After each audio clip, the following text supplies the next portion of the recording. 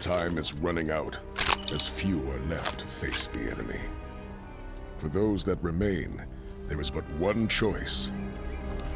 We must fight to victory or death for the Republic.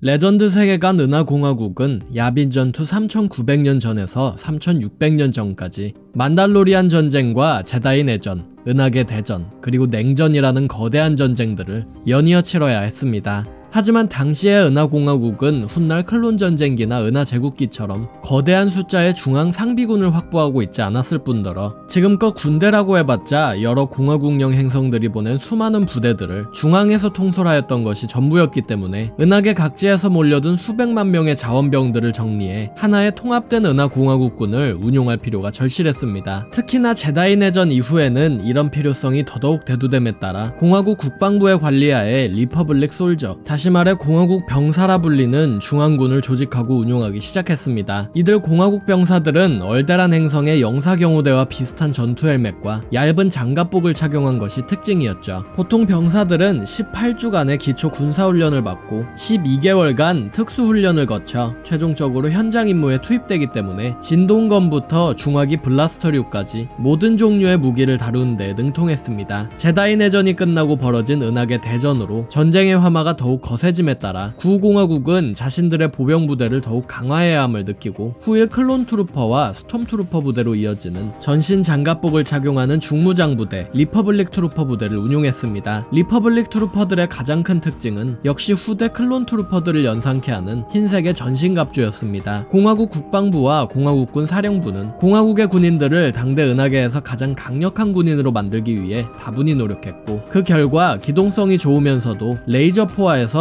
폭탄의 폭발에 직격하더라도 병사가 버틸 수 있을 정도의 내구도를 지닌 훌륭한 장갑복과 전투 헬멧을 만들어 병사들에게 보급했던 것이었죠. 이 갑옷의 디자인이나 재료에 대한 아주 자세한 설명은 존재하지 않지만 게임 외적으로는 후일 클론 코만도들이 착용하는 카탄 장갑복의 주재료인 듀라플라스트로 만들어진 갑옷을 착용한다는 설정이며 게임 내 아이템 설명에서는 찬론이라 불리는 강철로 만들어진 온슬롯 갑옷이란 이름으로 통하고 있습니다. 주로 은하계 대전기에 활약한 리퍼블릭 트루퍼들은 부대 성격에 따라 벵가드와 코만도 병과로 구분이 되었습니다. 벵가드 트루퍼들은 기존의 전신갑주를 더욱 두텁게 강화한 강화장갑복을 착용하고 공화국 진영의 최전선에서 거침없는 전투를 선보였습니다. 방어전의 대가인 벵가드들은 최전선에서 가장 위험한 교전을 벌여 사망 위험도가 가장 높은 병과였으나 실제로는 수많은 도구와 전투술 덕분에 사망률은 그렇게 높지 않았다고 합니다. 한편 코만도 트루퍼들은 고도의 돌격 전략과 중화기 사용에 능통한 병력이었습니다. 구공화국기 당시에는 아직 작고 가벼우면서도 강력한 화력을 낼 수 있는 블라스터가 없었기에 화력이 강한 무기일수록 그 크기와 무게도 어마어마했는데요. 이런 무기 트렌드는 전쟁이 계속되면서 더욱 심해지기만 했기 때문에 코만도 트루퍼와 같은 병사들은 자기 몸집만한 무기로 적들을 섬멸했습니다. 중장갑 벙커부터 다수의 적군까지 코만도 트루퍼들이 사용하는 무기 앞에서는 속수무책으로 쓰러졌습니다. 리퍼블릭 트루퍼들과 함께 벵가드와 코만도 트루퍼들이 여러 전장에서 맹활약하긴 했지만 코러산트 행성의 함락과 굴욕적인 코러산트 협정을 겪은 공화국군은 이 이상의 위험한 작전에 투입할 정예 중에 정예 병력이 필요하다는 사실을 깨달았고 냉전기가 시작되던 야빈 전투 3653년 전즈음에 공화국군 엘링가르자 장군을 선두로 새로이 공화국 특수부대를 신설합니다. 공화국 특수부대는 최정예 리퍼블릭 트루퍼들로 구성된 병력으로 6인에서 10인 정도의 특공대원들이 한 분대를 이루어 분대 단위로 임무를 수행했습니다. 이들은 특히 일반인임에도 우월한 신체 능력 덕분에 제다이와 자주 합동으로 작전에 투입되었죠. 구공화국 특공대원들은 통상적으로 96m급 BT-7 썬더클랩 강습기를 통해 전장으로 투입되었습니다. 중무장한 고속 강습정인 썬더클랩은 당대 기술력으로 만들 수 있는 최고이자 최대 크기의 강습기라고 알려져 있었습니다. 공화국 특수부대 중에서 가장 유명한 부대는 아마도 제326 보병분대, 하복분대일 겁니다. 구공화국 프랜차이즈 시네마틱 트레일러에 자주 등장한 하복분대는 당시 대위였던 분대장 제이스 말콤이 이끄는 특수부대로 얼데란 행성에서 다스 멜거스가 이끄는 대규모 시스군을 기습, 엄청난 숫자의 적군을 사살하고 행성을 사수한 부대이기도 합니다. 얼데란 방어전 이후 혁혁한 무공을 세운 말콤 대위는 대령으로 진급하여 공화국 우군들에게 군사 고문으로 여러 조언을 했고 얼데란 방어전에서 하복분대와 힘을 합쳤던 제다이 세틸샨과는 눈이 맞아서 세론샨이라는 아들을 가졌습니다. 이후 세틸은 제다이 그랜드마스터